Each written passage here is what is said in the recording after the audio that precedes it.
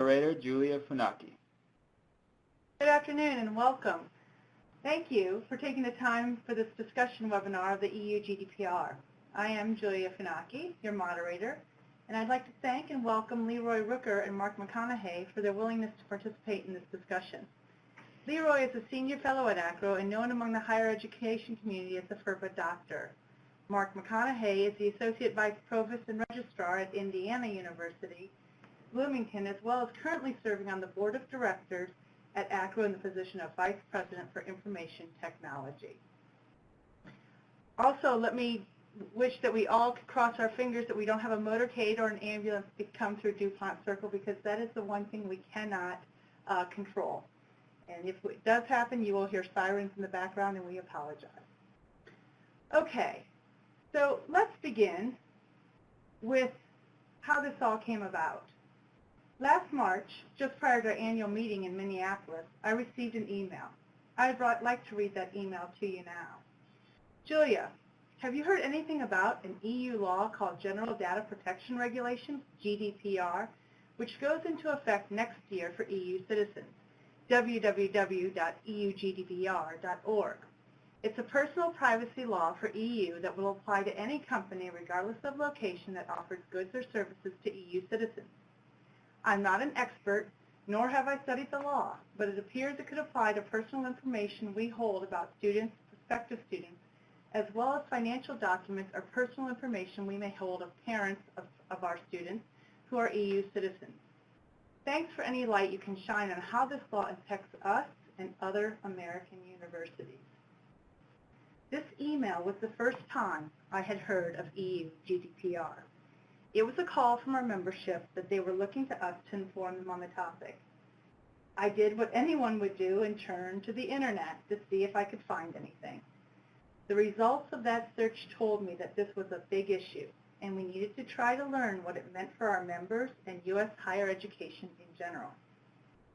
During ACRO's annual meeting a week later, I found few had heard about the regulation and its approaching implementation.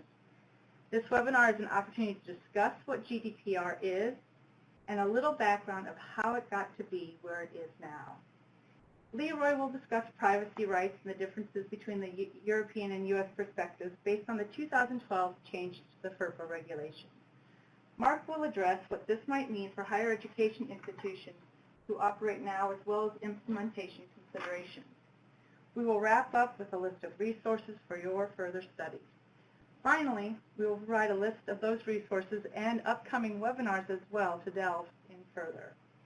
Okay, let's begin with what is GDPR? First and foremost, it is a regulation whose goal is to unify data protection laws across EU member states with expanded reach and improved protection to keep pace with modern technology.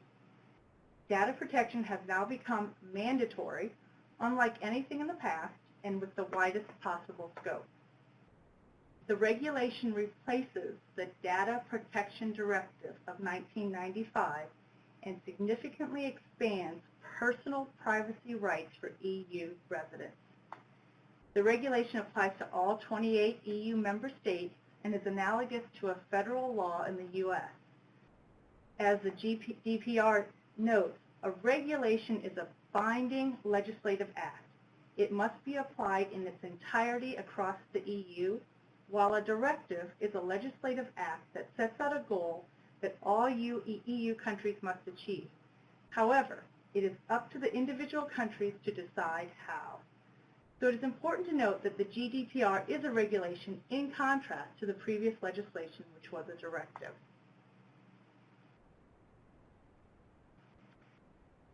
So when does it go into effect? Well, GDPR was proposed in 2012. It had been in the works for some time before that. But after 4 years of work and debate, it was approved in April of 2016. They provided for a 2-year transition period between approval and implementation. The regulation will be implemented on May 25th, 2018. I have provided you with a link to a countdown clock for implementation if you would like to bookmark it and keep it on your desktop. And then I've outlined the articles that actually repeal the directive and implement the regulation. Why now? Well, I think intuitively we all probably understand why this is happening now. We live in a time where we refer to the Internet of Things and are familiar with the continuing cycle of cybersecurity and the countering cybercrime. It is a time of vast increase of data and in the value of that data that we see the need to review how we use, obtain, and share data. In many ways, our views of data privacy and security are shaped culturally in some of the same fashions that our economic, political, and other social systems are. It is significant to note that generally speaking, as Americans, we tend to think of privacy as a consumer right. At times, we might trade some of those rights for convenience, access, whatever it might be. Europeans, however, see data privacy as a fundamental human right, not something that's exchangeable. But why in the U.S. do we need to be concerned with an EU regulation? The short answer is Article 3, Territorial Scope, meaning that the regulation is enforceable and applies regardless of the size or location of an entity that control or process personal data of data subjects in the EU, and regardless of where the processing takes place. When we consider higher education today, we see our institutions are involved in global student mobility, recruitment, student, faculty, and research exchanges, dual and partner programs, etc. Our institutions indeed do have a global footprint, both outbound and inbound. Now consider your institution specifically and ask, does your institution control or process personal data of persons in the EU?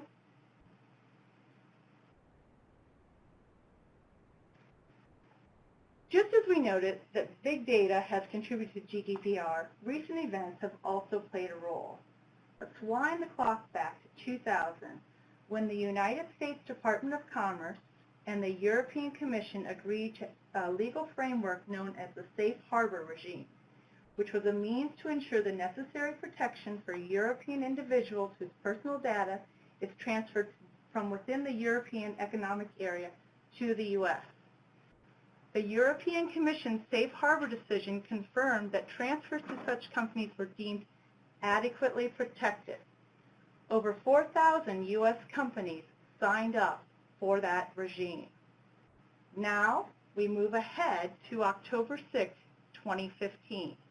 The Court of Justice, which is the institution of the European Union that encompasses the entire judiciary, found that the U.S. provided inadequate safeguards for individual privacy. Any guesses as to what might have precipitated this? Those of you who said Edward Snowden are exactly right.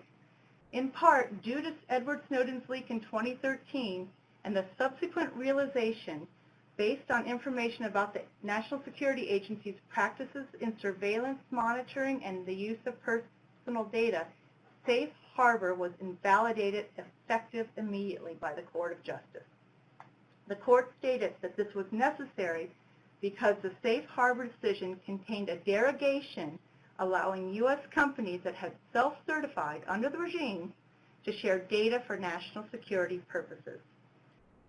The U.S. met invalidation with widespread criticism, particularly the criticism being that the decision is flawed as being based on the state of U.S. law at the time of the Snowden revelations in 2013, rather than that in 2015 when numerous remedial measures have been taken.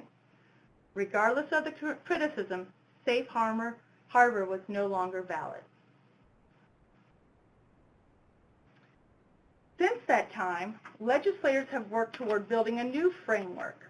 In July 2016, the EUUS Privacy Shield was approved. In January of 2017, the approval of the Swiss U.S. Privacy Framework was approved.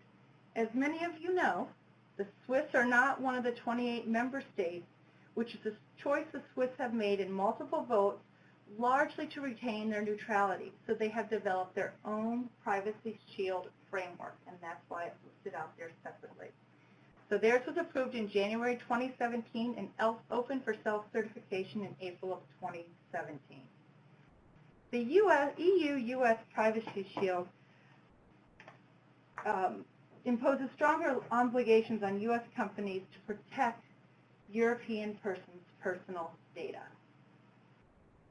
Okay.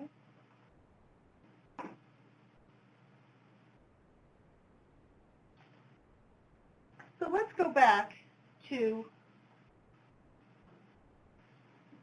what are the features and the enhancements of the GDPR. The specifics of the regulation. First is that territorial reach, which we mentioned before. Territorial reach is a key change and one non-EU entities need to understand. Previously, EU law in this area applied only to those entities that control the use of the data and have some sort of establishment or equipment in the EU. However, GDPR applies directly to any entity that processes personal data about EU residents in connection with the offers of goods or services in the EU and the monitoring of behavior in the EU. Jurisdiction will therefore be measured digitally rather than physically, paying less attention to the physical location of the entity undertaking the process. Next, privacy by design is a concept that organizations need to build privacy directly into technology, systems, and the practices at the design phase, so from the very beginning, thereby ensuring the existence of privacy from the very outset. Third, enhanced individual rights. The GDPR also requires data controllers to provide greater transparencies to individuals about the data they are collecting and how that data will be used at the time of data collection. A robust privacy policy and an indication that the legal basis of transfer, such as Privacy Shield, will be a must. Additionally, as far as Privacy Shield goes, it's going to require that the U.S. monitor and enforce more robustly and cooperate more with European data protection authorities. It also includes Privacy Shield for the first time, written commitments and assurances regarding access to data by public authorities. What this would mean for a U.S. company, an American company, would be that they would have to self-certify annually that they meet the requirements of Privacy Shield. They would have to display their privacy policy on their website, and they would have to reply promptly to any complaints. For EU users, as far as their enhanced individual rights go, it will mean more transparency on transfer of personal data, plus easier, cheaper redress when there are complaints. There is debate as to whether the Privacy Shield is a stopgap measure or agreement until a more robust framework is negotiated. However, that's one of the questions we have posed to the National Association of College and University Attorneys, who will be holding a webinar on this topic in October. But for now, it's what we have, okay? So going on with individual rights. Also, additional rights for the individual include the right to deletion and correction of data about themselves, more colloquially known as the right to be forgotten, the right to lodge complaints to the controller's data privacy authority, and the right of individuals to receive data that has been collected about them in a structured and commonly used machine-readable format. So lots of enhanced individual rights.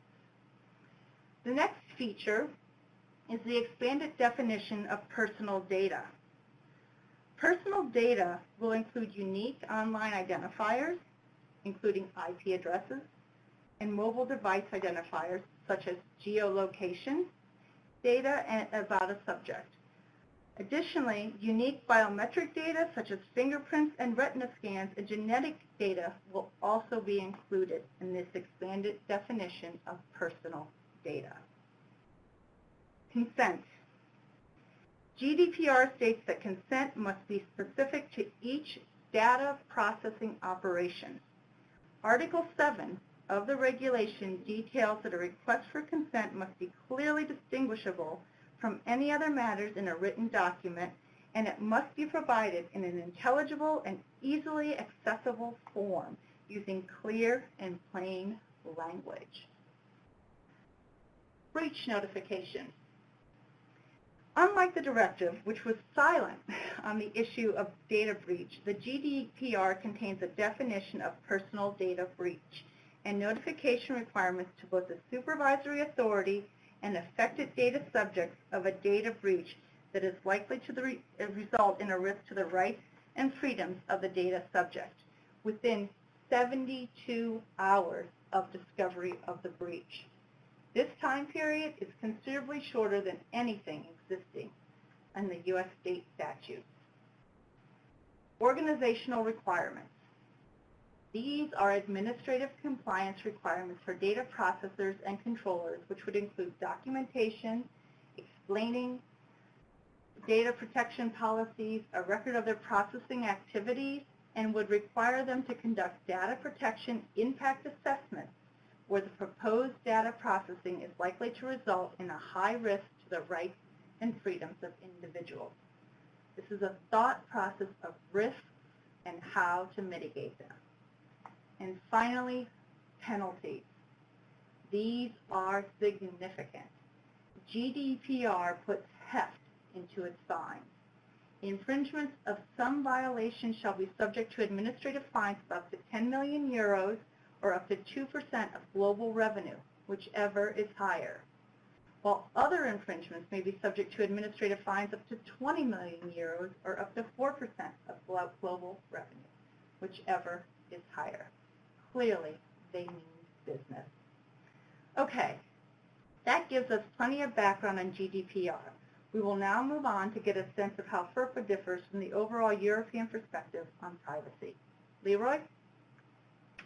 Yeah, thank you, Julia. And what I thought I would do is accentuate the differences by talking about changes in the 2012 regulations made by the Department of Education. And these changes, while they were minimal in their the changes that were made, they were very significant. And it focused on accountability versus privacy is how you might look at it. Whereas the European Union highly prizes and emphasizes privacy, these regulations were much more focused on accountability over privacy. So the most significant changes were these two terms that you see here: Authorized Representative and Education Program. And those Authorized Representative was defined to mean any entity or individual designated by a state or local educational authority or agency headed by officials enlisted in 9931A3, and that's 9931A3 we'll look at here in just a second. But to conduct, with respect to federal or state-supported education programs, any audit, evaluation, or compliance or enforcement activity. And that, by this expansive definition for authorized representative, we'll see as we get a little further in here what that kind of has created. The other defined term is that of education programs, and was expanded to mean any program that is principally engaged in the provision of education, including but not limited to early childhood education, elementary and secondary education, post-secondary, special ed, job training, career and technical education, and adult education, any program that's administered by an educational agency or institution. And previously, to be an education program, prior to this change in the regulations, it had to be a program administered by the Secretary of Education. So it kept it very definitely focused on your traditional education, as opposed to expanding it to anything that has education to its name in any any form or fashion. The authorized representative change, the 9931A3, the disclosure is subject to the requirements of 9935, we'll talk about here in a moment, to authorized representatives of, and for our purposes, the Secretary of Education, are also state and local educational authorities. And that was always in FERPA, but again, remember the authorized representative, the change in that definition. So under these 2012 regulations, officials can now designate as authorized representatives really any entity that they choose, and entities that are not under their control, including they could make a state health and human services agency, an authorized representative of state labor agency, or any other public or private entity. And previously, the educational authority had to have a direct control of the authorized representative. And this was part of the Hansen memo that went out outlining the in the previous administration prior to the ones that issued these changes. But that Hansen memo language was removed, and it specifically said that you had to have direct control. So in other words, say higher ed entity could not designate a Department of Labor because they obviously have no control over them as an authorized representative. It's only someone over whom you had that control, generally in a contractual fashion. In the 9935, the authority to conduct audits and evaluations says that authorized representatives of those officials, so in 9931A3, so that state higher ed authority, for example, may have access to education records in connection with an audit or evaluation of a federal or state supported education program. So again, in this you see authorized representatives, so that's where they expanded the definition of that to essentially let the higher ed authority designate any party they might choose as an authorized representative. And they by expanding the definition of education programs beyond those programs administered by the Secretary of Education, then it opened up a whole another area and broadened what could be done and what programs could be included here in all of this. And there's no longer a limit on these being ed-funded programs. And then finally, note that that authority to conduct audits or evaluations, this was language that's appearing now. This is language that was in the 2009 regulations, the provision that state or local educational authority or agency must establish a legal authority in order to conduct an audit or evaluation or compliance or enforcement. So that was in the 2009 regulations. In other words, if you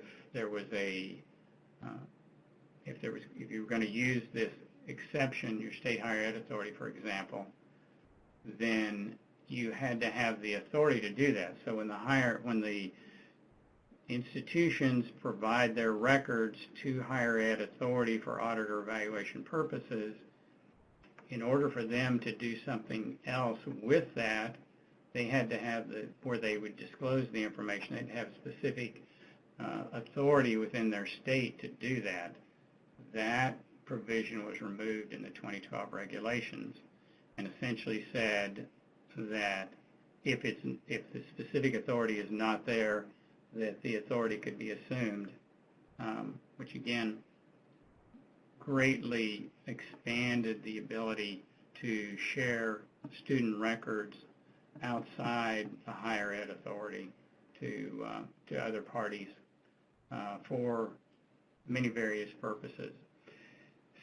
It kind of gives you a sense of the difference in the way privacy is perceived in the European Union and with this GDPR, and the direction that the privacy issues have been going for student records here in the U.S.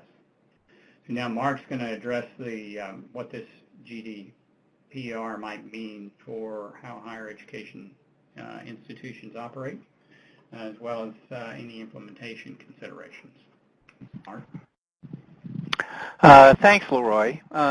You know, it's been a while since I've done a webinar, and I know you guys may not know this, but at one time or another, I actually met Groucho Marx, and what he said to me was, you know, he said this to me, actually, you know, I never forget a face, but in your case, Mark, I'm going to make an exception, and that is all aligned to go to say that, you know, I have a face made for these audio-style webinars.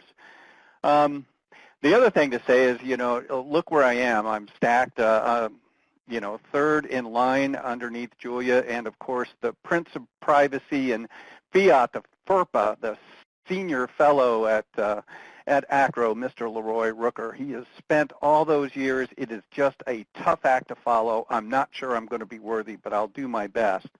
The good news is that as we're faced with all the rules and regs associated with the GDPR, that Mr. Rooker is going to be by our side to help us interpret them and see how they figure into our overall sets of privacy practices and processes. We have to roll them out and manage our institutions.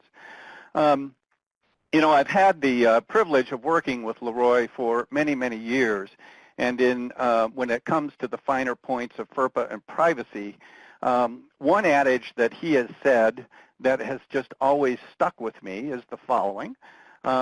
Privacy is an issue of mind over matter. If you don't mind, it doesn't matter. So I don't know if you remember saying that or not, Leroy, but yeah, in fact, you've said it many times.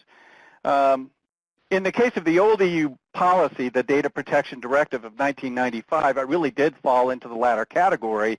You know, I didn't mind and it really didn't matter. Basically, all of the privacy and security mechanisms I had at my disposal were primarily used across my entire student record base. They were basically guarded and basically judged by the domestic set of practices and principles that I had to put in place. I really didn't worry a lot about what a separate entity like the European Union might have to say about what I was doing with this data. And actually, given what Julia and Lee have already said, there really was a mechanism for sort of transferring that responsibility and a mutual understanding about how that would take place. Well, you know, as you can tell by what you've already heard, the GDPR may in fact change that quite a bit. So how does it affect us? And the first thing we have to do is figure out whether or not, in fact, it applies to our specific campus. Now, obviously, if you are running a campus in the EU, in the European Union, then it obviously does apply to you. You're dealing with European Union citizens, and in fact, you have students, even if they're not European Union citizens, they're subject to the rules, regulations, and to all of those things that apply as they're operating within those European boundaries. But as was already explained, this is an extraterritorial thing. Thus, you don't have to live within the borders of the European Union in order for this to apply to you. So what does that mean?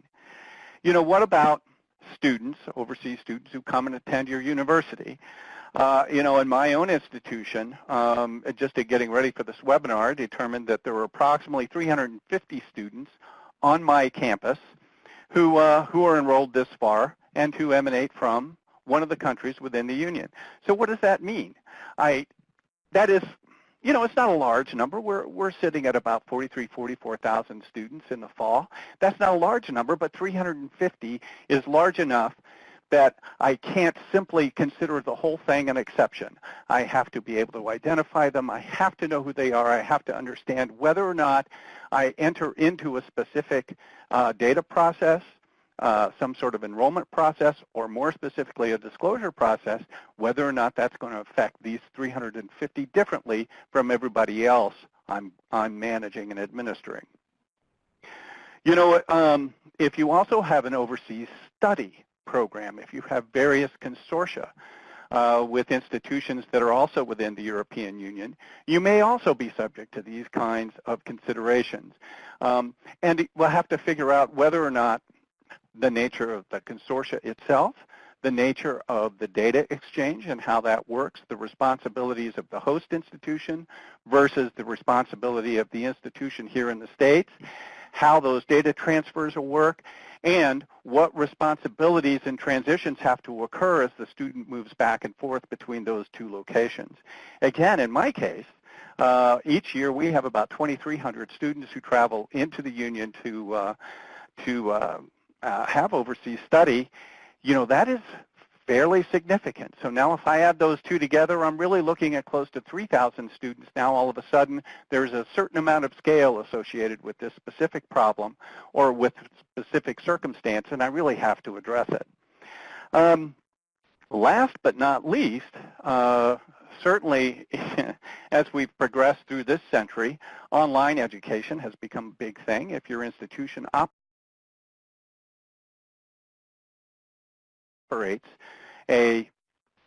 an online program, or even if you offer online classes. I think of the World University at Penn State, who really made a huge inroads into doing this kind of thing. Obviously, they might have students enrolling from the European Union and thus be candidates for candidates so that they would have to pay attention to the rules and regs that would be associated with dealing with those particular students. So let's assume, I think the big difference here is, I was living in blissful ignorance all the way through the late part of the 20th century and the early part of the 21st century. I really didn't have to worry about those other countries' regulations. It appears now that I'm going to have to. So what does this mean? What do we have to do? And I need to say this. I did do some work to prepare for this, to prepare for this particular webinar, but I don't consider myself an expert in all of these things. As a matter of fact, I believe it's pretty new, and getting down into the operational details about how this exactly might work, I'm not sure there are a lot of people out there. I'm sure there are a lot of people who are more knowledgeable than I, but I want to say up front that I don't have any groundbreaking knowledge on how these specific operations are going to be affected by the new GDPR. But I did want to think about some of the primary ones. For example, Julia talked a bit about consent. Well, what does this mean? When we think of consent, we often think of it in the FERPA sense. We often have to have the authorization of a student before we disclose the record. And primarily, it is disclosure of the record that dominates FERPA. This is much more than that. It is the ability to collect, the ability to store, the ability to delete. As a matter of fact, the overall life cycle of the data could possibly be affected by the idea that the student has to have and provide consent for the set of operations that you're going to conduct associated with that data. This is very much a very different point of view. So think about that. What are we going to do in order to collect that kind of consent? At what point do we need to consent that, or do we need to collect that kind of consent? Are there specific milestones within the life cycle of the data that we're going to have to identify to ensure that we're not violating the principles of the GDPR? So yes, I really don't have a good handle on that. And then you have to think, gee, if I'm dealing with something like 3,000 students out of my potential student body, to what extent do I want to make these mandatory for everybody in order to achieve economies of scale? To what extent do I want to isolate these specific students, identify them, and gear all of my systems in such a way that I basically segment them and to ensure that I don't violate their privacy on the one hand, but can more easily deal with all of my domestic students on the other. It's not an easy kind of thing to do. How and when do we obtain these authorizations? Obviously, we don't want to do it in paper. At what event, what operational event do we have to do this? Obviously, again, I'm not an expert, but if we are accepting students, for example, if they emanate from the European Union, do we have to, even at the point in time where we collect their admissions data, do we have to have their permission in order to store it and process it? It's a good question. You know, also have on the slide, how do we systemize these practices? And that really is a question of how do we scale? How do we identify them? What practices and procedures do we put in place to ensure that we don't violate domestic students' privacy, and at the same time recognize there's a different set of rules over here for anyone who emanates from the EU or who has studied, perchance, in the EU. Another thing to think about is audit trails. We of course have to have, per FERPA, and I'm Leroy, if I say this too simply, just correct me, but in essence, every time we disclose a student record, we in essence have to keep a record of that. What are the audit trail requirements underneath the GDPR, and what are our expectations? In other words, is the audit trail itself subject to the same kind of access to the student that all of their records are? Is the other points about access to the overall timeline of these records, is that also subject to the same kind of access and permission that the student is laying out? I think these are the kinds of questions that we have. There are also FERPA-style questions that we have to ask as we go through the consent procedures. Are there certain kinds of things that we can do en masse? You know, we have our annual notification under FERPA that enables us to do quite a bit of work without individually entering into an agreement with each individual student. Are there any kind of exceptions in this law that would enable us to do that and ease the overall cost of putting these rules and regs into place at each of our institutions? And last but not least, is there any sort of parallel to how we identify legitimate sharing of information, again, without going back to the specific folks or to the specific students and asking their permission to do so. So those are the kinds of things that I was thinking about as we have to take the GDPR into account. So assuming we get by all of that consent considerations, then there's the right to be forgotten. And that's a very interesting one, you know, and actually one that I think almost completely antithetical to registrars. You know, if it's one thing we do is keep a permanent record. We keep a permanent ledger. We want to keep it. We want to keep it forever. Here there is a right to be forgotten, and primarily this deals with personal identifiable data, but of course we need that personal identifiable data. I do know that I don't want to send everybody into a tizzy and say that some student could come in and say, you know, I didn't like taking classes at your particular institution. I wish to be forgotten by your institution because I got nothing but F's while I attended. I certainly believe there are provisions that indicate that if the right to be forgotten has to be somehow separate from the fundamental business that is trying to be performed. In our case, that would be keeping records of performance and attendance at our specific institutions. But what I do think it says is, how does this play out? How do we take into account that someone may wish not to have all of their records disclosed in various kinds of ways, and at the same time maintain our records appropriately? I think this is something that needs to be worked out. And last but not least, data breaches.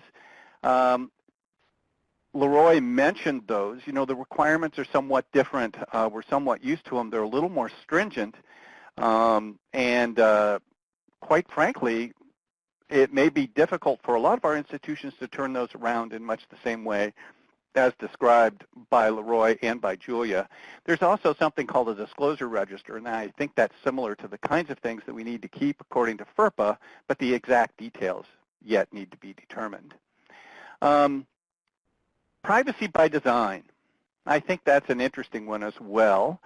You know, again, the nature of our relationship with the EU to date has been basically that, you know, we're going to take this, we're going to proxy the responsibility of the security of these records to you, and we're going to trust that you will, in fact, maintain their security and privacy, and that you have legitimate practices to do so. Well, the big deal here is, no, you have to show them up front that you meet the criterion associated with having a safe, you know, I'm not going to use the word safe harbor, although I just did, that you have a safe environment in which to have a repository of these records in which to process them, that you have appropriate practices and processes in order to disclose them.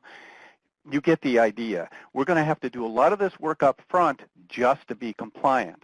Now, that's just our institutions per se. Certainly in the latter part of the years here, the rise of third-party cloud providers has become nothing if not more numerous.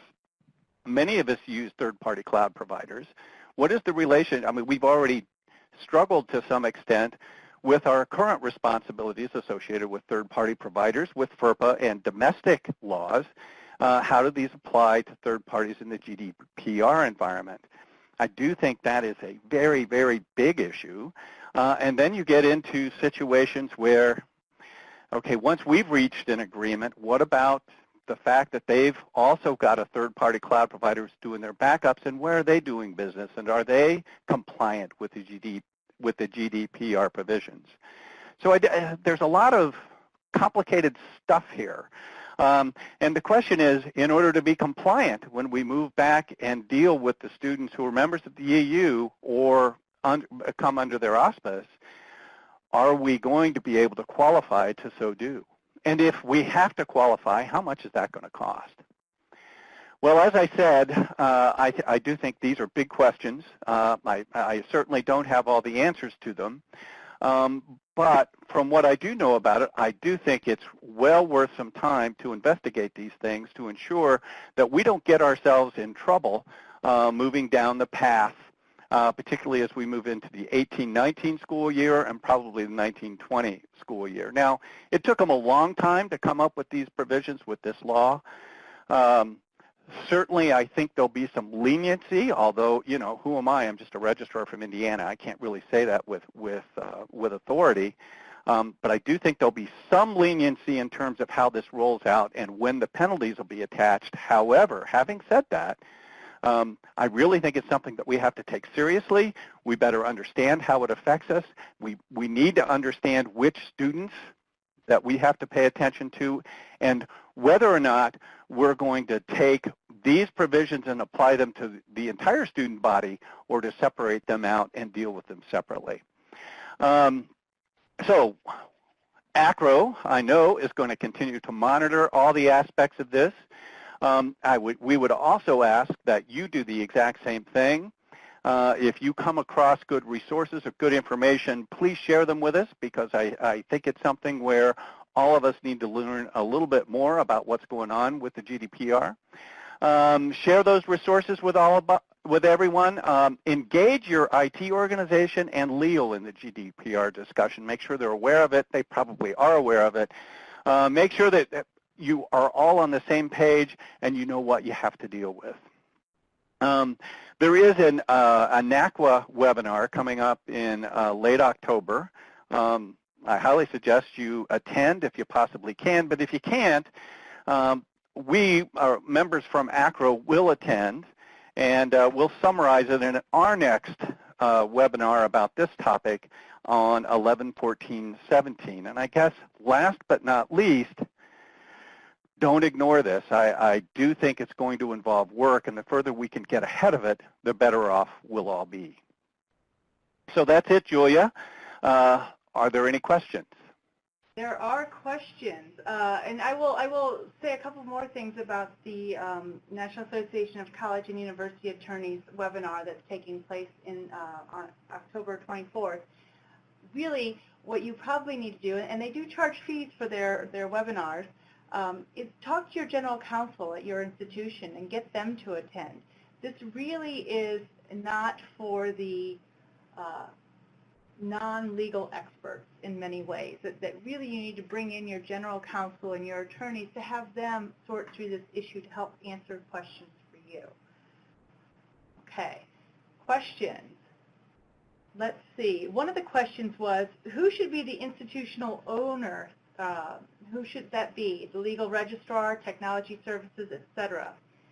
I don't have a great answer to that, but I can tell you that one of the aspects of the regulation is for a data protection officer, and the encouragement that institutions, that companies appoint a data protection officer of your company, which handles and kind of oversees the large amounts of data, any kind of high-risk data.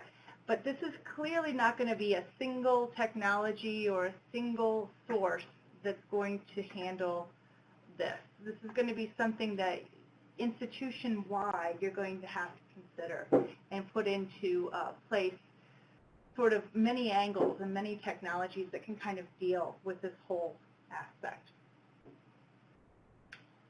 Do either of you, Mark or Leroy, have anything to add to that?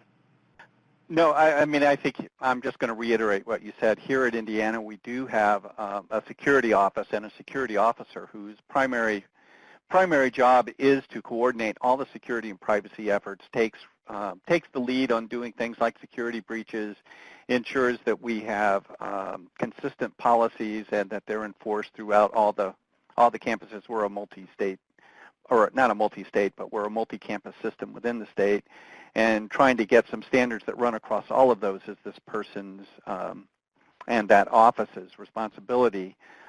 Primarily, I do think it will fall on them, but as with all things, that person does rely on the registrar's office when it comes to student records and FERPA. So there is still that role to be played. I also think we have to keep the IT organization involved, because whatever happens, we need to be able to do it in a cost-effective manner and at scale. Okay, and actually the regulation does outline some aspects of the data protection officer, and it does say that it must be organizationally independent and report directly to the highest level of management within the company, that it's required for any kind of high-risk activity, sensitive data that's likely to have a high impact on subjects, and that this person is the responsible author for data protection decisions, policies, procedures, compliance. That person is the point of contact for all the data protection authorities. And data protection authorities are those authorities within the EU. And it can be somebody that's in-house or contracted, for instance, like an outside law firm that you might use.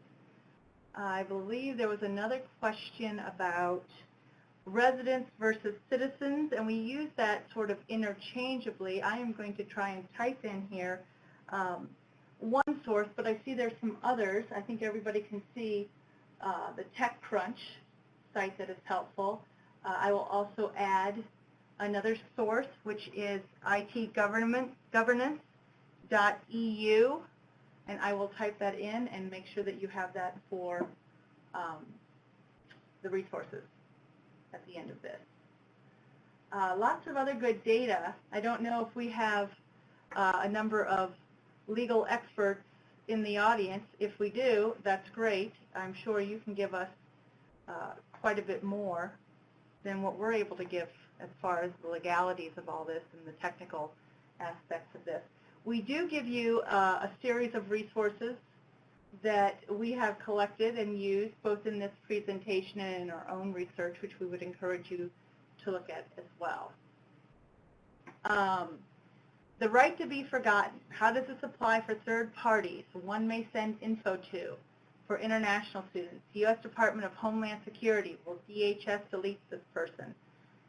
I can't imagine that's where it's going, but once again, that's something that we will delve into further, and we'll try to get more clarification on for the next webinar.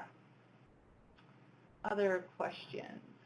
Well, only to say that I think that's a real important consideration. I mean, think of how ERP is evolving now that are basically held in the cloud. The relationship between the institutional's responsibilities and the vendor's responsibility, I think, become very, very important. And then when you transpose that yet to a third party, you know, a third node down the string, how exactly are those going to work, and what are the expectations under GDPR? I think those are just important questions. Yes, they are. Hopefully once we can get better answers for you for. Is there an exemption for institutions with only a few EU students? I don't think so. If you'll recall, one of the very first slides I showed you said regardless of the size. And so I think this is applying across the board. We will verify that that is indeed the case, but my take from what I've read is that this applies across the board. Other questions? Mark or Leroy, do you see anything on there? There was a question about the difference between residents and citizens, and I think that, in fact, I did use those. Possibly, I used both of those terms in my presentation. And I don't know that we haven't verified this, but there doesn't seem, there's not a specific difference that I am categorizing between EU residents and citizens. But would guess that the data protection authorities within the member states would prioritize citizen complaints. But don't know that for a fact, and that is the source that I'm going to give you as far as looking that up. Anything else? Michael, do you see anything else on there that we've missed? I do not. Okay. Well, I'm sure this was a bit overwhelming and certainly a bit technical. I thank you for your attention. I encourage you to look at some of the resources. Send us your questions, send us your concerns, and actually have your legal counsel do the same with the NACUA webinar in October, because it's by asking these questions that we'll get better and more solid information for all of us. Thank you, Mark. Thank you, Leroy. And thank you, attendees, for attending the webinar.